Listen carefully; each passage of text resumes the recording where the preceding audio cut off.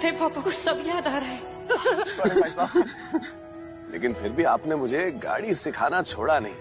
छुप छुप कर गाड़ी चलाना सिखाते थे मुझे, जब पिताजी नहीं देख रहे थे तब। गज, जो तुमने गाड़ी सीखते हुए 20 बार मेरी गाड़ी का एक्सीडेंट कर दिया था, एक बार तो तुमने दोनों हेडलाइट फोड़ दी थी, फिर भी मैंने सिखाया तुमको।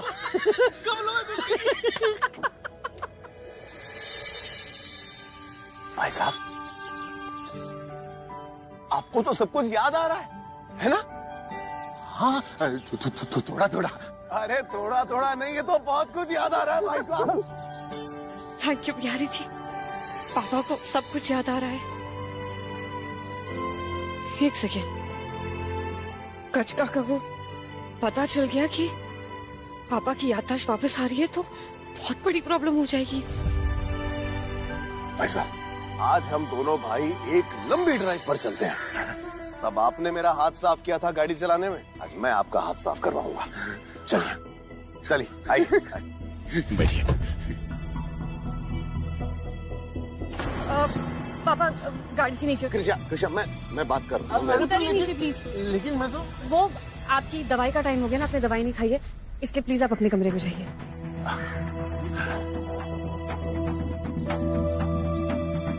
चलिए। भाई साहब, गज, मैं ना दवाई लेने जा रहा हूँ। कृष्णा मुझे बहुत अच्छी दवाई दे रही है, इसलिए मेरी याददाश्त वापस आ रही है ना? मैं दवाई लेकर आऊंगा, फिर अपन दोनों गाड़ी चलाने चलेगी।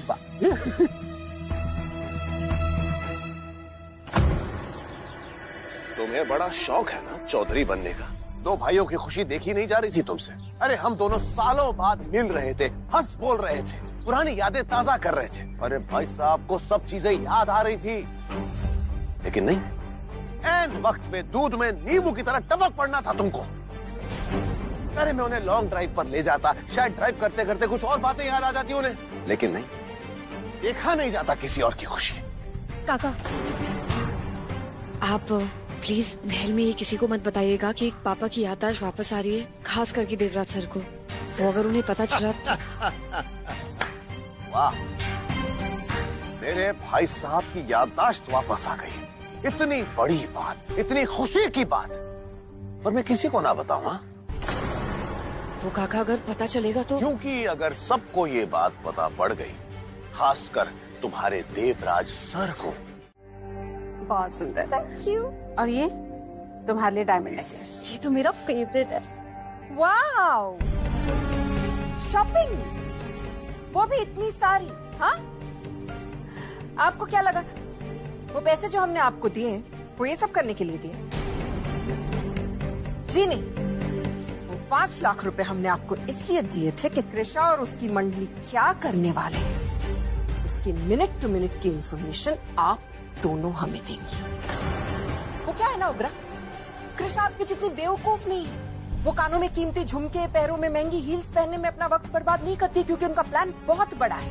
वो महल और महल के लोगों को अपनी जूती के नीचे दबा के रखने का प्लान बना रही है, और वो प्लान क्या है हमें पता करना है। वो काम दिया था हमने आपको, शॉपिंग में वक्त बर्बाद करने का नहीं। तो अब एक काम कीजिए, ये सारी तुच्छी हरकतें छोड़ के अपने असली काम पे लग जाइए, क्योंकि आज शाम तक अगर हमें ये नहीं पता चला कि कृषा क्या करने वाली है, तो वो 5 लाख रुपए सूद समेत कैसे वसूल करते हैं ना उग्रा, अच्छी तरह आता है हमें। तो देखें क्या शॉपिंग की है आप लोगों ने। बहुत सुंदर है, आपका फेवरेट है। यह तो हमारे पैसों का ना, हम ही रख लेते हैं। मॉम मेरा फेवरेट। काकी यही वो औरत है जिन्हें हमने कल पापा के कमरे के बाहर देखा था, जिसे देखते ही पापा को तहखाने की बातें याद आ गई थी और उन्हें सदमा लग गया था। और आपको पता है, आज इन्हीं की फोटो देख के पापा को फिर से सदमा लगा। ये है कौन? इन्हें तो हमने पहले कभी भी महल में नहीं देखा है। लेकिन ऐसा कैसे हो सकता है कि वो महल में रात में घूम रही थी और किसी को पता भी नहीं चला? हाँ, ऐसे बिना इजाजत महल में आना पॉसिबल नहीं है। आर यू श्योर आपने किसी को देखा था? कहीं स्ट्रेस की वजह से आपको कोई वहम तो नहीं हुआ? नहीं भाभी, हम 100% श्योर हैं। चलिए एक बार के लिए ये मान भी लेते कि हमें कोई वहम हो सकता है, लेकिन ये फोटो देखने के बाद हमें पूरा यकीन हो गया है कि हमने इसी औरत को पापा के कमरे के बाहर देखा था। काकी ये कौन हो सकती है? हमें लग रहा है कि इनका जया माँ के साथ ना कोई कनेक्शन जरूर है। शायद ये हमारी मदद कर सके जया माँ को बेनकाब करने में। दिखाओ। अरे ये तो इस महल की सबसे वफादार नौकर रही है, और जैसे ही जयलक्ष्मी यहाँ आ गई वो महल छोड़कर चली गई। चली गई थी या फिर निकाल दिया गया था? हो सकता है जयलक्ष्मी ने आने के बाद यहाँ के बहुत सारे वफादार नौकरों को निकाल दिया और अपने खुद के स्टाफ को ले आई है। तो फिर तो ये भी हो सकता है ना काकी कि उन्हें जया माँ के बारे में कुछ पता होगा, इसीलिए जया माँ ने उन्हें घर से निकाल दिया। तो फिर तो हमें पता लगाना चाहिए ना काकी इनका। काकी प्लीज बताइए ना इनके बारे में कुछ, कहाँ मिलेंगी ये? अब हमसे ये सब क्या पूछ रही हो? हमारा जमाना तो अलग था। हम लोगों के पास नौकरों के एड्रेस वगैरह तो छोड़ो, कई बार नाम भी याद नहीं रहते थे। हम कहाँ से बताएंगे? हाँ, लेकिन एक शख्स है जिससे ये सब इंफॉर्मेशन है। हाँ? काकी कौन? पहले इसका फोटो लेती हूँ।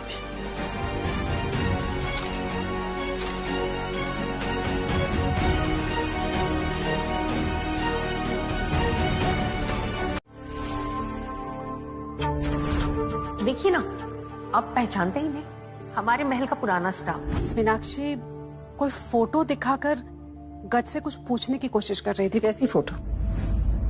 मैंने सिर्फ बातें सुनी, फोटो नहीं देख पाई मैं। अगर नहीं देखी है तो अब जाके देखो। कोई सॉलिड इन्फॉर्मेशन लेके आओ, ये आधी अधूरी इन्फॉर्मेशन का हम क्या करेंगे? जयलक्ष्मी, तुमने मुझे सिर्फ 5 लाख रुपए दिए हैं, खरीदा नहीं है मुझे। उस फोटो में क्या था क्या नहीं, इसके बारे में जानने के लिए तुम्हें और पैसे देने पड़ेंगे।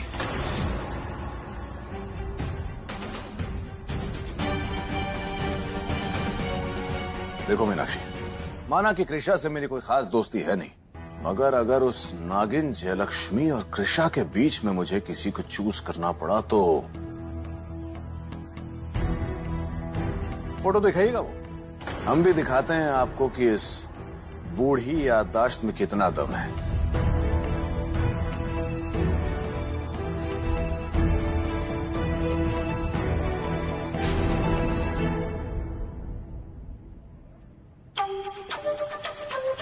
शायद इससे आपकी याददाश्त ठीक हो जाए। हाँ, याद आया। मीनाक्षी किसी पुराने नौकर के बारे में पूछना चाहती थी। उसका एड्रेस वगैरह पूछ रही थी गज से, लेकिन गज ने कुछ बताया नहीं। जरूर कृषा ने मीनाक्षी को भेजा होगा इन्फॉर्मेशन निकालने के लिए। बस मुझे इतना ही पता था। हाँ, एक बात और जयलक्ष्मी, जहाँ तक मैं कृषा को जानती हूँ, अगर वो किसी चीज के बारे में जानना चाहती है तो उसे जान के रहती है, चाहे कुछ भी हो जाए। ये कृषा कहाँ गई है? हम बहुत देर से कॉल कर रहे हैं, लग ही नहीं रहा। जया कृषा अपनी दोस्त से मिलने गई है, शीतल। शीतल, उनका नंबर तो नहीं है हमारे पास और बहुत ही अर्जेंट काम था। आपके पास होगा क्या? जी मैं करता हूँ। Thank you.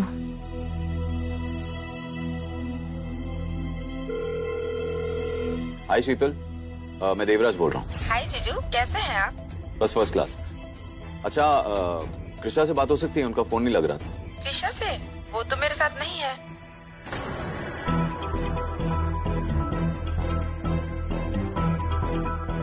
आप अंबिकापुर में ही है ना? नहीं, मैं तो उदयपुर में हूँ। तो आपने कृष्णा को मिलने के लिए नहीं बुलाया था? नहीं जीजू, मेरी तो कृष्णा से काफी दिनों से बात नहीं हुई है। अच्छा सॉरी, वो गलत नाम सुन लिया होगा मैंने। किसी और फ्रेंड से मिलने गई होंगी। Thank you. बाय जीजू। बाय। इनके साथ नहीं है वो? तो फिर कहाँ गई होंगी? पक्का आपने शीतल का ही नाम सुना था। झूठ क्यों बोलेंगी वो आपसे? कृष्णा ने फिर से मुझसे झूठ बोला।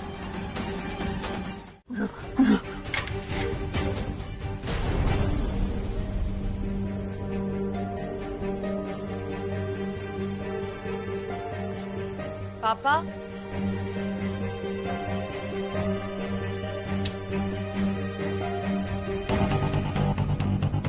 पापा, पापा आपकी दवाई लेके आए।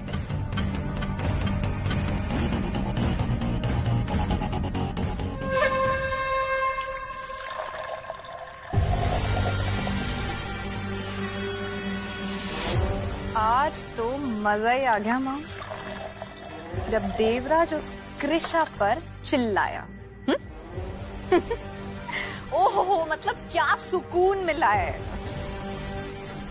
आप तो जानते हो ना कि मैं उस कृषा से कितनी नफरत करती हूँ, मगर उससे भी ज्यादा मैं उसके और देवराज के साथ नफरत करती हूँ। जो मुझे नहीं मिला वो उससे क्यों मिले, है ना? कितनी बार समझाया है तुम्हें, जीतने से पहले जीत का जश्न मनाना बेवकूफी होती है। तो हम तो जीत की बॉर्डर लाइन पे तो खड़े हैं माँ, बस 2 कदम दूर और जीत हमारी हुई। और तुमने तो क्या दिमाग चलाया, मतलब ऐसी छलांग मारी है कि इस जीत में तो मुझे लगता है कि हम दोनों ही फर्स्ट आने वाले हैं। देवराज और कृषा को क्या अलग किया है तुमने? नहीं वामिका, गलत सोच रही हो तुम। इस वक्त कृषा सिर्फ और सिर्फ कमरे से बाहर गई है। जीतेंगे तो हम तब जब उसे इस महल से निकाला जाएगा। पापा, पापा, पापा क्या हुआ आपको? क्या हुआ? आप यहाँ क्यों छुपे हुए हैं? आइए, आइए हमारे साथ आइए, आराम से आइए, आइए, इधर बैठिए।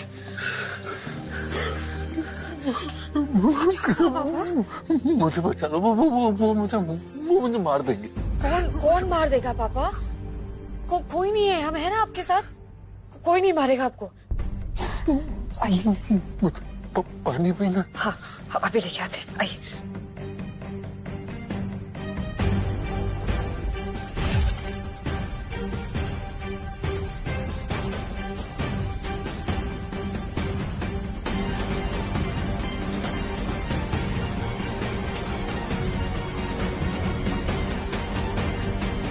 पापा, दवाई भी खा लीजिए।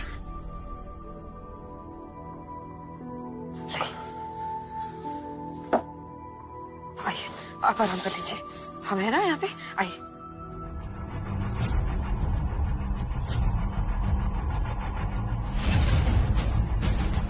और उस ग्रहण का नाम था जया लक्ष्मी। वो तो इस महल में आई थी राजकुमार देवराज और दक्ष की आया बनकर।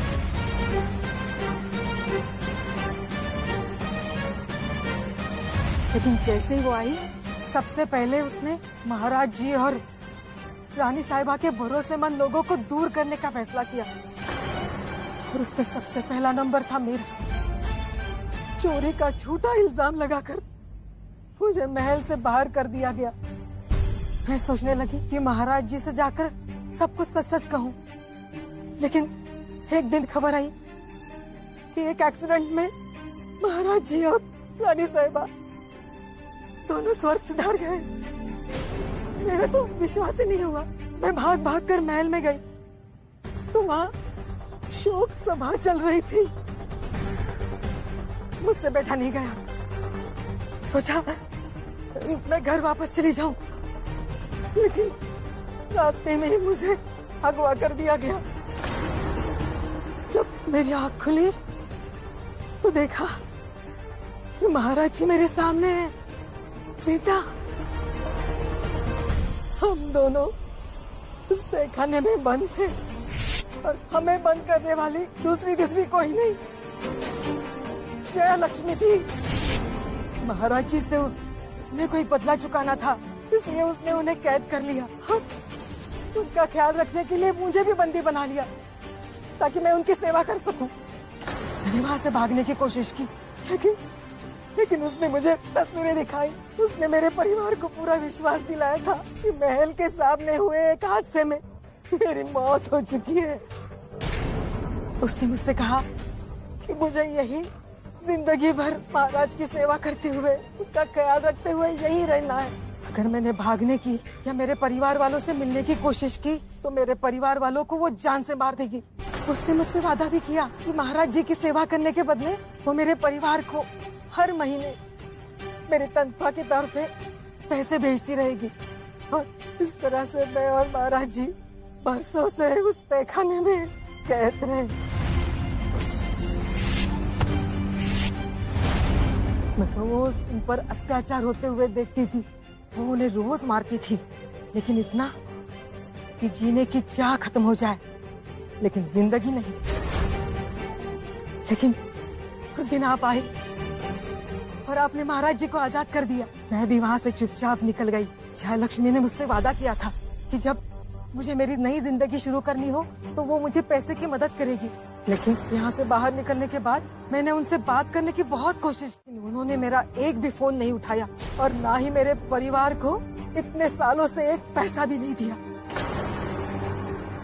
मैं उस दिन महल में आई थी राजा जी से मिलने, उनसे मदद मांगने, लेकिन मुझे देखकर उन्हें उस तहखाने में हुए जुल्मों की याद आ गई।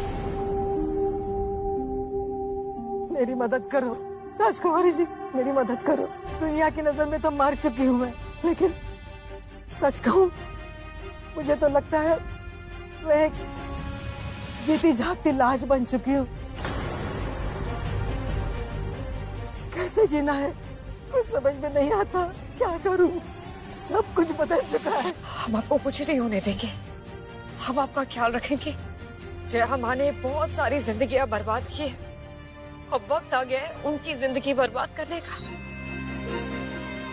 अगर आप हमारी मदद करेंगे ना तो हम और जिंदगियां बर्बाद होने से रोक सकते हैं। हमें क्या करना होगा? जो भी आपने हमें बताया है ना, वो सब आप महल में जाके सबके सामने बोल दीजिए। ऐसे जया माँ का सच भी बाहर आ जाएगा और उनकी दरिंदगी भी खत्म हो जाएगी। जया माँ ने हमें देवराज सर से दूर कर दिया और इतनी मुश्किल से उनके खिलाफ एक गवाह मिली थी, एक सबूत जो जया माँ को सबके सामने बेनकाब कर सकती थी, लेकिन उसने भी हमारा साथ देने से इनकार कर दिया। अगर ऐसे ही चलता रहा तो हम पापा को इंसाफ कैसे दिलाएंगे? क्या हुआ दोस्त? कुछ नहीं पापा, आप ठीक हैं? मैं तो एकदम तंदुरुस्त हूँ। तुम जब मुझे दवाई देती हो ना, मुझे बहुत अच्छा लगता है। तुम्हारी दवाई से तो मैं ठीक हो रहा हूँ। तो पता नहीं मुझे ना रात को सोते वक्त अजीब अजीब से सपने आते हैं। मुझे बहुत डर लगता है। क्या सपने आते हैं पापा आपको? याद कीजिए ना प्लीज। वो बंद दरवाजा, वो दीवारें, कोई मुझे बहुत मारता है, मुझे बहुत तकलीफ देता है, मुझे डर लगता है, मुझे नींद भी नहीं आती है इस सपनों की वजह से। आपकी याददाश्त वापस आ रही है पापा, धीरे धीरे सब याद आ रहा है आपको। किशा, मुझे ये बार बार सपने क्यों आते? जिसे आप एक डरावना सपना समझ रहे हैं पापा, वो आपकी जिंदगी का एक भयानक सच है पापा। बसंती जिंदा है या मर गई है इससे हमें क्या लेना देना?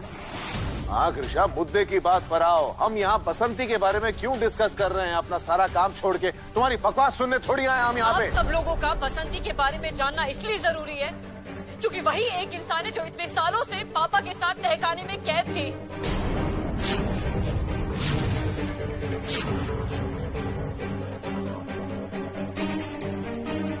आप ही ने रखा था ना बसंती को वहाँ पे पापा की देखभाल के लिए।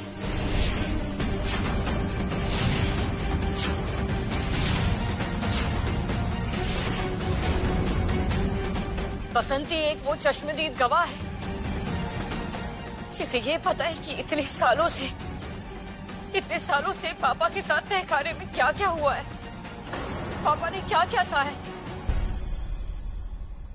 इसके आगे हम और कुछ नहीं बोलेंगे, आप लोग खुद वो वीडियो देख लीजिए और वो वीडियो देखने के बाद आप सब लोग जया माँ के बारे में जो भी सोचते हैं वो सब कुछ बदल जाएगा।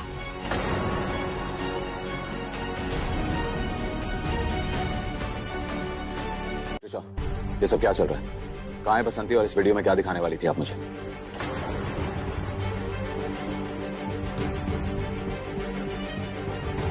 देवराज, हम कब से समझा रहे हैं, बसंती वापस आ ही नहीं सकती क्योंकि उन्हें मरे हुए नहीं मरी है बसंती,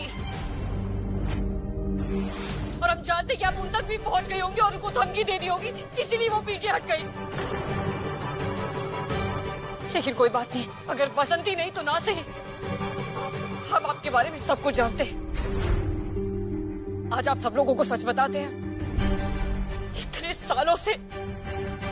सालों से पापा को तहखाने में कैद इन्होंने किया था।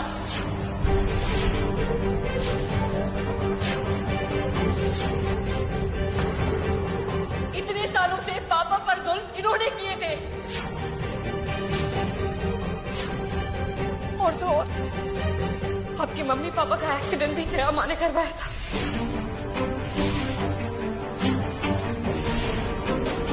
और पापा को जिंदा छोड़ दिया था तड़पने के लिए।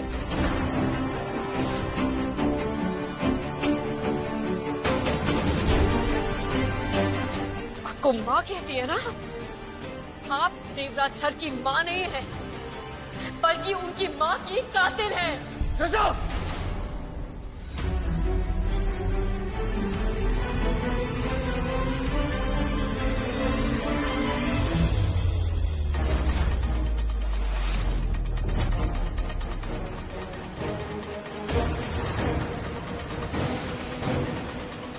मैंने आज तक किसी औरत पर हाथ नहीं उठाया और आज भी नहीं उठा सकता, खास तौर पर आप पर। इसलिए प्लीज मेरे सब्र का बांध मत तोड़िए। आप मेरी बात को कातिल कह रही हैं, वो जिन पे मैं खुद से ज्यादा भरोसा करता हूँ, जिन्हें मैं भगवान की तरह पूछता हूँ, और वैसा सोच भी कैसे सकती हैं? बोलिए। देवराज क्या कर रहे हैं आप? देवराज जो कृष्णा ने किया वो गलत है, लेकिन जो आप कर रहे हैं वो बिल्कुल सही नहीं है। इन्होंने जो गलती की वो तो बस गलत फहमी है, पर आप जाने दीजिए देवराज, शांत हो जाइए। नहीं जया माँ, आपको किसी को कोई सफाई देने की कोई जरूरत नहीं है। जिसे गलतफहमी हो रही है वो अपनी गलतफहमी अपने पास रखे। आप पर कोई भी ऐसे झूठे और बेबुनियाद इल्जाम लगाए वो मैं बर्दाश्त नहीं कर सकता। नहीं देव, माफी मांगिए जया माँ से। आपने सबके सामने उन पर इल्जाम लगाया, इसलिए आपको माफी सबके सामने मांगनी होगी। नहीं, इसकी जरूरत नहीं है देवराज। माफी मांगिए। अगर हमें थोड़ा सा भी शक होता कि हम जया माँ के बारे में गलत सोचे तो हम उनसे जरूर माफी मांग लेते, लेकिन हम 100% श्योर है कि पापा की गुनहगार जया माँ है, इसलिए हम उनसे माफी नहीं मांगेंगे। आपको सब याद आ गया है?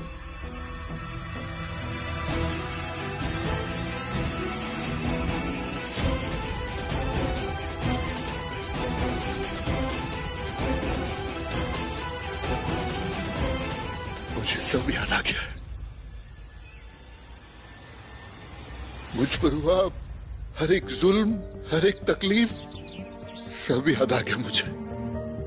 जया लक्ष्मी ने मुझे इतने सालों तक तहखाने में कैद करके रखा, मेरी जिंदगी बर्बाद कर दी उसने। I'm sorry पापा, हम आपको इंसाफ नहीं दिला पाए, जया माँ का पर्दाफाश नहीं कर पाए। नहीं बच्चे, सॉरी तो मुझे मांगना चाहिए तुमसे। मैं देवराज को सब सच नहीं कह पा रहा हूँ। दिशा, जया लक्ष्मी ने न सिर्फ मेरा वक्त, मेरी जिंदगी, मेरा परिवार ही मुझसे नहीं छीना, मुझसे मेरा हौसला भी छीन लिया। मेरे में अब उससे लड़ने की हिम्मत नहीं है कृषा, मैं नहीं लड़ सकता उससे। लेकिन बच्चे, तुम्हारे अंदर वो हिम्मत है, तुम लड़ सकती हो। वो मुझे और देवराज को मार डालेगी। तो तुम प्लीज, तुम ऐसे देवराज को छोड़ के नहीं जा सकती। ऐसे वक्त में उसका साथ मत छोड़ो। मैं तुम्हारे आगे हाथ जोड़ता हूँ, प्लीज उसे बचा लो। नहीं,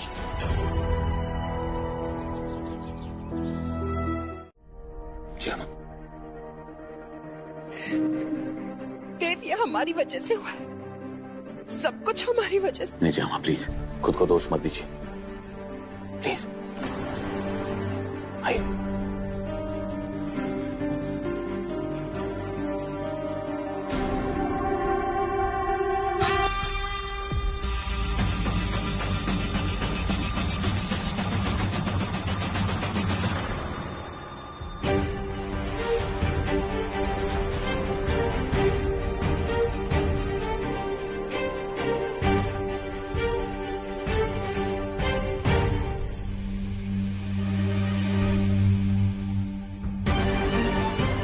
सर, आपने ही कहा था ना कि हम दोनों में से किसी एक को बात माननी होगी। बस वही करने के लिए हम वापस लौटे।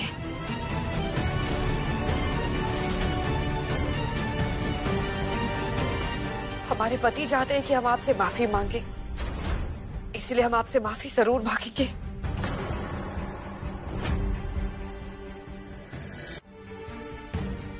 सॉरी जय माँ, क्या हमें माफ कर दीजिए।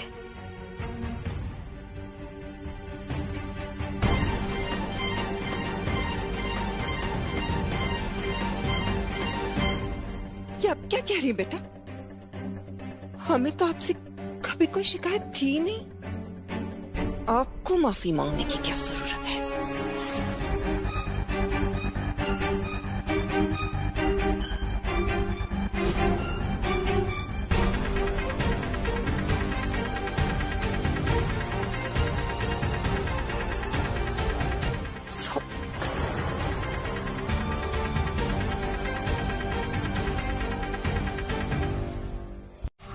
क्या हुआ बाबा? आप वामिका को देख के डर क्यों रहे हैं? मुझे सब कुछ याद आ गया। ये वामिका भी वहाँ तहखाने में थी जयलक्ष्मी के साथ में। नहीं नहीं पापा, ऐसे कैसे हो सकता है? आपको शायद कोई गलत फहमी मुझे हुई कोई होगी। गलत फहमी नहीं हुई है। ये थी वहाँ पे जयलक्ष्मी के साथ, तो इन दोनों ने मिलके मुझे बहुत मारा है इन दोनों ने। पापा शांत शांत, घबराइए मत। आपको वामिका तो क्या, कोई भी कुछ नहीं कर पाएगा। हम है ना आपके साथ। पापा सच कहें तो हमें भी पहले से ही शक था कि वामिका और जया माँ के बीच में ना कोई कनेक्शन जरूर है। मतलब महल की दौलत और पावर के लिए एक होना एक अलग बात है, लेकिन तहखाने के इतने बड़े राज को वामिका के साथ साझा करना, उसे इस प्लान का हिस्सा बनाना, ये छोटी सी बात नहीं है। कोई ना कोई राज तो जरूर छुपा है पापा। ये दोनों पता नहीं क्या छुपा रहे हैं सबसे।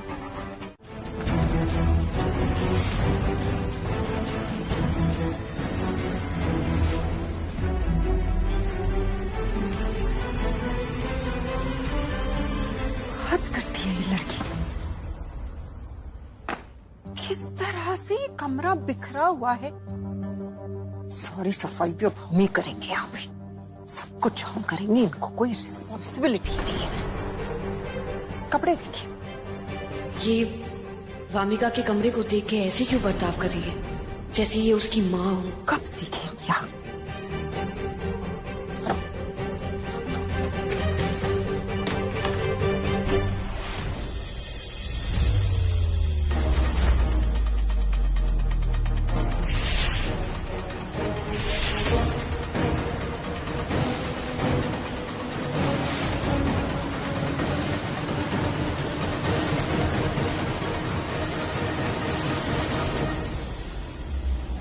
एल्बम इस लड़की ने यहीं पर छोड़ रखे। अगर ये किसी के हाथ लग जाती तो।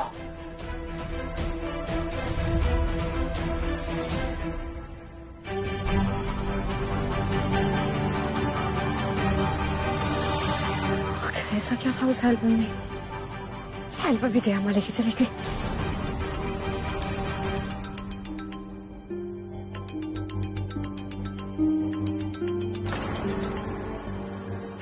वामिका?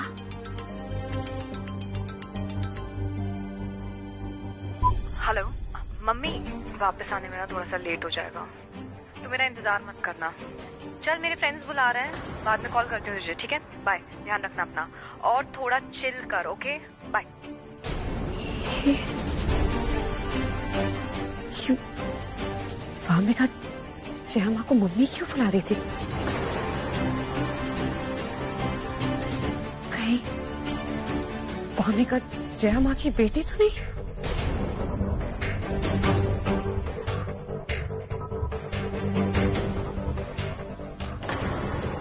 लगता है मोबाइल वामिका के रूम में ही भूल गई। देखिए हमारी आंखों में आपको प्यार के सिवाय और कुछ नहीं दिखेगा। नजर आ रहा है कृष्णा, मेरे लिए प्यार भी और मेरी जया माँ के लिए नफरत भी। माफी लफ्जों से नहीं, दिल से मांगी जाती है, जो आपने नहीं मांगी। आप अब भी जया माँ को गलत समझती है ना? जवाब दीजिए। हमारी आंखें आपसे झूठ नहीं बोल सकती, इसलिए आपको जो भी दिख रहा है वो वही सच है। अब भी जया माँ पर इल्जाम लगा रही है, किस बिना पे? सबूत क्या आपके पास? सबूत है देवराज सर, लेकिन हमारे पास नहीं है। जया माँ के पास है। आप उनके कमरे में जाइए, उनके कबर्ड में एक एल्बम पड़ा है। उस एल्बम में जो तस्वीरें हैं वो अपने आप में एक सबूत है। ये क्या कह रही हैं? आप चाहती हैं मैं जयामा के कमरे में जाके तलाशी लूं? अगर आपको सबूत चाहिए तो आप देवराज सर अगर आपको सबूत चाहिए तो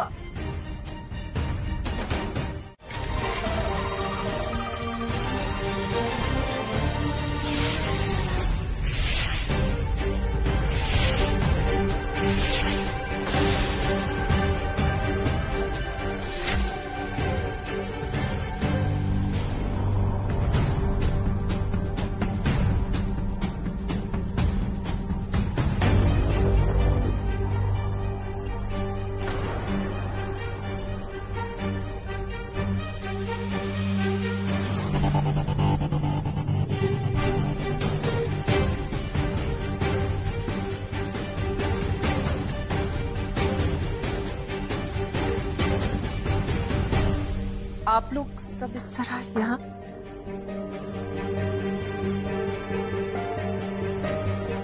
हाँ, वो एक्चुअली जयामा, आपकी अलमारी में एक फोटो एल्बम पड़ी है, मुझे वो देखनी है।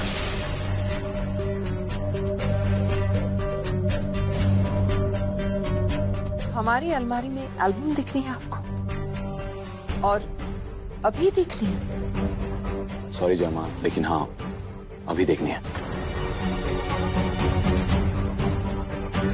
एक्चुअली उस एल्बम में कोई सबूत है जिससे प्रूफ होगा कि वामिका आपकी बेटी है।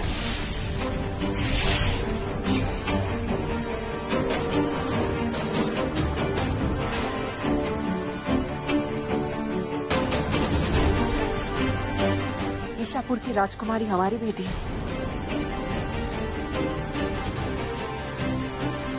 हमें तो नहीं लगता देव ये ख्याल आपका अपना हो सकता है।